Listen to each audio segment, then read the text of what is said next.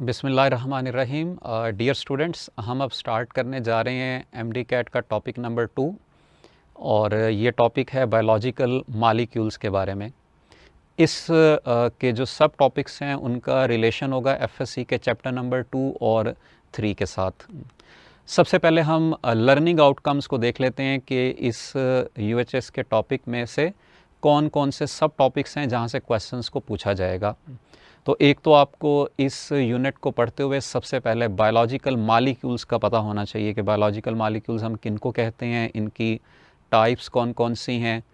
उसके बाद हम स्टडी करेंगे इम्पॉर्टेंस ऑफ वाटर को, लाइफ के अंदर वाटर के कौन कौन से इंपॉर्टेंट करैक्टरिस्टिक्स हैं उनकी डिटेल्स को देखेंगे। कार्बोहाइड्रेट्स को हमने पढ़ना है। कार्बोहाइड्रेट्स की 3 मेजर टाइप्स पे हमारा फोकस होगा, मोनोसेक्राइड्स, ओलिगोसेक्राइड्स और पॉलीसेक्राइड्स। इसी तरह से लिपिड्स के अंदर हमने 2 ग्रुप्स को पढ़ना है as per UHS syllabus, acyl ग्लिसरोल्स और फास्फोलिपिड्स। उसके बाद प्रोटीन्स की डिटेल्स को हम देखेंगे। प्रोटीन्स के अंदर अमाइनो एसिड्स की टाइप्स, कंपोजिशन, प्रोटीन्स का स्ट्रक्चर किस तरह से होता है और प्रोटीन्स की टाइप्स कौन सी होंगी, इनको हमने पढ़ना है। Then we will move towards the nucleic acids. Nucleic acids में हम देखेंगे न्यूक्लियोटाइड्स कौन से हैं, किस तरह से बनते हैं, उनमें लिंकेजेस कैसे डेवलप होते हैं। और उसके बाद हम डिटेल से पढ़ेंगे 2 बेसिक टाइप्स को, यानी डीऑक्सी राइबोन्यूक्लिक एसिड को और राइबोन्यूक्लिक एसिड को, कि इनका बेसिक स्ट्रक्चर और इनमें डिफरेंसेस क्या होते हैं। उसके बाद इसी टॉपिक के अंडर हमने स्टडी करना है एंजाइम्स को। एंजाइम्स की तमाम डिटेल्स को हम देखेंगे, उनका इंट्रोडक्शन, उनकी कंपोजिशन, उनका स्ट्रक्चर, उनके करैक्टरिस्टिक्स, और हम ये देखेंगे कि एंजाइम्स वर्क किस तरह से करते हैं, कौन कौन से फैक्टर्स हैं जो एंजाइम के एक्शन को इफ़ेक्ट करते हैं। और इसी तरह से हम ये भी देखेंगे कि कौन से केमिकल सब्सटेंसेस हैं जो एंजाइम्स की एक्टिविटी को इनहिबिट करते हैं। ये हमारे इस यूनिट के लर्निंग आउटकम्स हैं।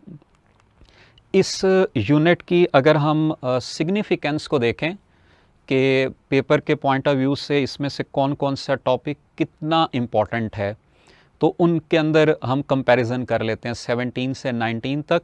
इम्पॉर्टेंस ऑफ वाटर ये 19 में सिलेबस के अंदर इंक्लूड हुआ था, तो 19 में यहाँ से एक क्वेश्चन पूछा गया। कार्बोहाइड्रेट्स में से 2017 में 2 क्वेश्चंस पूछे गए। 2017 के रीटेक के अंदर 2 क्वेश्चंस पूछे गए। 2018 में यहाँ से एक क्वेश्चन पूछा गया और 2019 के अंदर कार्बोहाइड्रेट्स में से 3 क्वेश्चंस पूछे गए।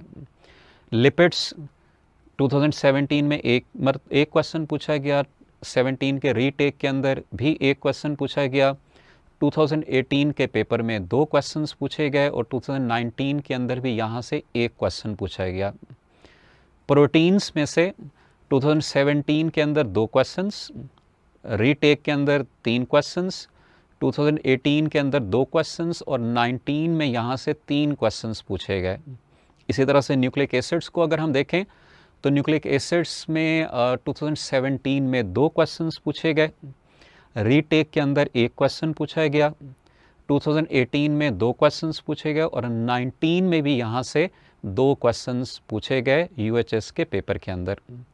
एंजाइम्स की तरफ अगर हम चलें तो यहाँ पे आपको कंसिस्टेंट नज़र आएगा कि हर साल 17, फिर 17 का रीटेक अगर आप देखते हैं, 18 को देखते हैं, 19 को देखते हैं, तो हर साल यहाँ से अब तक 3 क्वेश्चंस को पूछा जा रहा है। तो आपको ये पता चल जाएगा कि कौन सा टॉपिक कितना इम्पॉर्टेंट है आपके पेपर के अंदर, ताकि आप उसके मुताबिक उस पर ज़्यादा एम्फसाइज कर सकें।